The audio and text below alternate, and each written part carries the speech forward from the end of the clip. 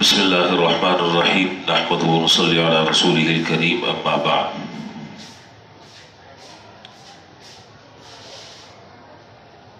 حضرت عبداللہ ثقفی رضی اللہ تعالیٰ عنہ مشہور صحابی ہیں، ان سے یہ روایت مروی ہے، وہ فرماتے ہیں کہ میں نے ایک مرتبہ حضور صلی اللہ علیہ وسلم سے عرض کیا کہ مجھے اسلام کے بارے میں کوئی ایسی بات بتا دیں، مجھے اسلام کے بارے میں کوئی ایسی بات بتا دیں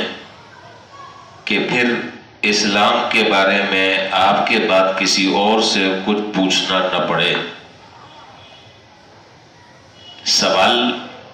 مختصر اور جامع، بہت اہم سوال ہے، ایسی کوئی ایک بات بتا دیں کہ بس آنکھ بند کر کر اس پر میں عمل کرنا شروع کر دوں، آپ کے بعد پھر ضرورت مجھے پڑے ہی نہیں کسی سے پوچھنے کی، اور میرے لیے وہ بات دنیا اور آخرت کے اعتبار سے کافی ہو جائے۔ آپ نے فرمایا کہ قل آمنت باللہ ثم استقم، یہ کہہ دو کہ میں اللہ تعالیٰ پر ایمان لے کر آیا اور مرنے دم تک پھر اسی پر ثابت قدم رہنا، مرنے دم تک پھر استقامت کے ساتھ اسی پر عمل کرتے رہنا، اسے چھوڑنا مت۔ اگر اس بات پر عمل کر لیا تو پھر اس بات کے بعد مزید تمہیں کسی بات کے پوچھنے کی ضرورت نہیں ہے، یہ ایسی جامع بات ہے۔ اور اسی سے متعلق ترمذی شریف میں بھی یہ روایت ہے اور مشکات میں بھی ہے۔ حضرت انس رضی اللہ تعالیٰ عنہ سے روایت ہے کہ حضور صلی اللہ علیہ وسلم نے ایک موقع پر ارشاد فرمایا، یاتی علی الناس زمان الصابر فیہم علی دینہ کالقابض علی الجمر، فرمایا کہ اب قریب ایک ایسا زمانہ آئے گا لوگوں پر کہ اس میں سے جو آدمی اپنے دین پر صبر کرنے والا ہوگا، اپنے دین پر جمنے والا ہوگا، اپنے دین پر استقامت کے ساتھ چلنے والا ہوگا، وہ ایسا ہوگا جیسے کہ انگارے کو اپنے ہاتھ میں لینے والا، یعنی جس طریقے سے انگارے کو ہر آدمی ہاتھ میں نہیں لے سکتا، ظاہر ہے آگ ہے، اس سے تو ہر آدمی بھاگتا ہے، لیکن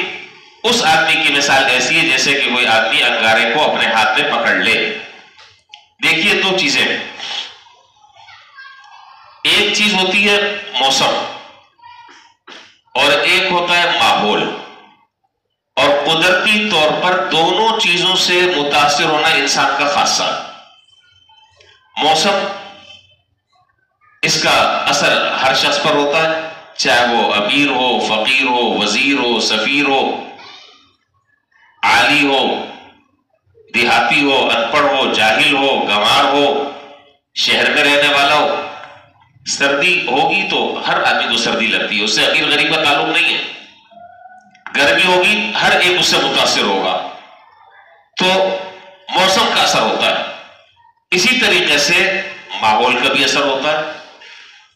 اگر کسی گناہگار آدمی کو اچھا ماحول اگر مل جائے تو چند دنوں کے اندر اس کی زندگی میں انقلاب برپا ہو جاتا ہے، وہ اپنے اعمال کو چینج کر لیتا ہے، اس کی سوچ بدل جاتی ہے، اس کا عقیدہ صحیح ہو جاتا ہے، دین کی سمجھ اسے آنے لگتی ہے۔ اور یہی اب آپ دیکھ لیں، رمضان کا جب مہینہ آتا ہے، یہ ماحول کے میں اثر بتلا رہا ہوں، رمضان کا جب مہینہ آتا ہے پوری مسجد آپ کو فجر میں بھری ہوئی ملتی ہے، اور غیر رمضان میں آپ دیکھ لیں کتنی صفیں ہوتی ہیں، یہ ماحول کا اثر ہے۔ رمضان کا مہینہ آئے گا تو وہ آدمی جو پورے سال بھی مسجد میں نہیں آتا، اللہ تعالیٰ اسے بھی توفیق دیتے ہیں، وہ بھی مسجد میں 5 وقت کی نماز تکبیر اولیٰ سے پڑھ لیتا ہے، روزانہ قرآن کریم کی تلاوت کی اللہ تعالیٰ اسے توفیق دیتے ہیں۔ جیسے رمضان جا پائے ختم، وہ ماحول کا اثر ہے۔ اسی لیے مشکات شریف میں روایت ہے، حضور اکرم صلی اللہ علیہ وسلم نے فرمایا کہ اونٹ میں فخر ہوتا ہے اور بکری میں مسکنت ہوتی ہے، اور عجیب بات یہ ہے کہ ان دونوں جانوروں کے ساتھ جو رہتے ہیں ان کے اثرات ان کی طبیعت میں بھی ہوتے ہیں۔ جو لوگ اونٹ چراتے ہیں ان کے اندر نخوت اور تکبر ہوتا ہے، اور عام طور پر جو بکریاں چراتے ہیں ان کے اندر مسکنت اور تواضع اور عاجزی اور انکساری ہوتی ہے۔ اسی لیے حدیث میں ہے کہ اکثر حضرات انبیاء علیہ السلام سے اللہ تعالیٰ نے بکریاں چروائی ہیں جن کے اندر عاجزی مسکنت ہوتی ہے۔ خیر،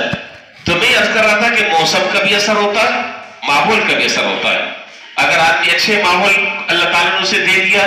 اچھے لوگ عطا کر دیے، تو پھر آدمی کو چاہیے کہ اس ماحول کو نہ چھوڑے، اس پر ڈٹ کر رہے، استقامت کے ساتھ رہے، اس لیے کہ حالات بدلتے بدلتے رہتے ہیں. ایک زمانہ وہ تھا جو بڑے بوڑھے وہ جانتے ہیں، ایک زمانہ وہ تھا کہ جب آدمی کی نظر میں نماز، روزہ، قرآن، دینی احکام، شریعت پر عمل، یہ اس کی نظر میں اتنی اہمیت کا حامل تھا کہ سونا، چاندی، مکان اور گاڑی کی وہ اہمیت نہیں تھی. مسجدیں کم تھیں، مدرسے کم تھے،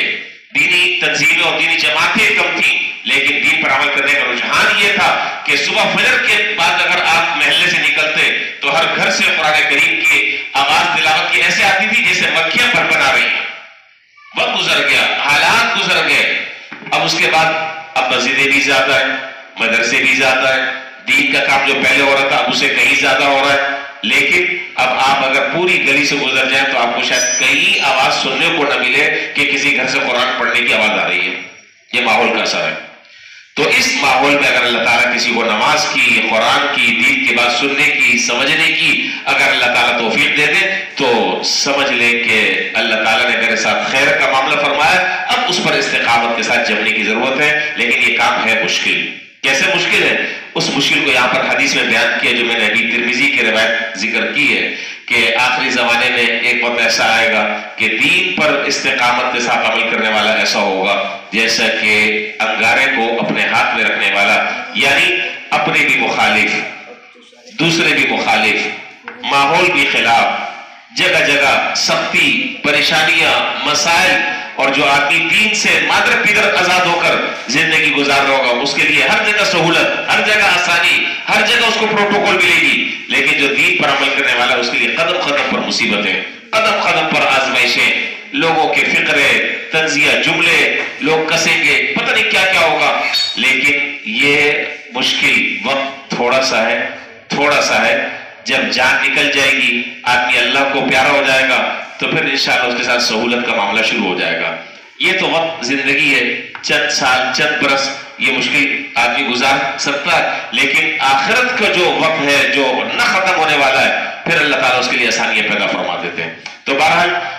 بات لمبی ہے، بس میں مختصر بات کر بات ختم کر رہا ہوں کہ جب اللہ تعالیٰ نے ہمیں جن چیزوں کی توفیق دے دی ہے اب ضرورت اس بات کی ہے کہ ان چیزوں پر استقامت کے ساتھ عمل کرنا چاہیے اور ان چیزوں کو ہاتھ سے نہیں چھوڑنا چاہیے، چاہے کتنی مشکلات کا سامنا کیوں نہ کرنا پڑ رہا ہو. لیکن اس دین پر اور استقامت کے ساتھ مضبوطی سے جمے گا تو انشاءاللہ اللہ تعالیٰ آگے کے لیے اس کے لیے آسانیاں پیدا فرمائیں گے. تو بس یہی پیغام ہے کہ قل آمنت باللہ ثم استقم. حضرت عبداللہ ثقفی رضی اللہ تعالیٰ عنہ کو حضور صلی اللہ علیہ وسلم نے جو جامع بات ارشاد فرمائی وہ ہم سب کے لیے ہے کہ ایمان لے کر آؤ اور اس پر اب استقامت کے ساتھ چلتے رہو. انشاءاللہ اللہ تعالیٰ خیر کا معاملہ فرمائیں گے. اللہ تعالیٰ ہمیں سمجھنے کی اور عمل کی توفیق عطا فرمائے. وآخر دعوانا الحمدللہ رب العالمین.